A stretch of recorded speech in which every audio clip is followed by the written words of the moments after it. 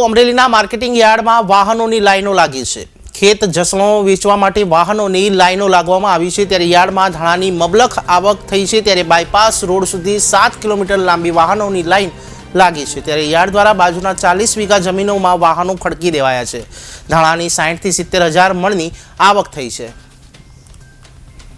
Amreli market યાર્ડમાં હાલમાં ધાણાની સિઝનમાં ખૂબ જ ભરાવો થયેલ હોવાથી આપણે શુક્રવારે માર્કેટ યાર્ડમાં આવક બંધ કરેલ હતી ધાણા તથા લાલ સૂકા મરચાંની, અને આજ રોજ રવિવારે 4 કલાકે ખોલવાનું હતું, પણ બાજુમાં આપણે 40 વીઘા નવી જમીનમાં ચેરમેનશ્રી તથા પીપી સુચિત્રા સાહેબ તથા બોર્ડ દ્વારા તાત્કાલિક નિર્ણય લઈ અને યુદ્ધના ધોરણે બાજુની જે નવી 40 વીઘા જમીન લીધી, જમીનની અંદર લાઇટની અને રેમ્પ ને લેવલિંગની સુવિધા કરી અને કોઈ પણ વાહનો રોડ ઉપર ઊભા ના રહે એ માટેની તમામ વ્યવસ્થા કરવામાં આવે છે।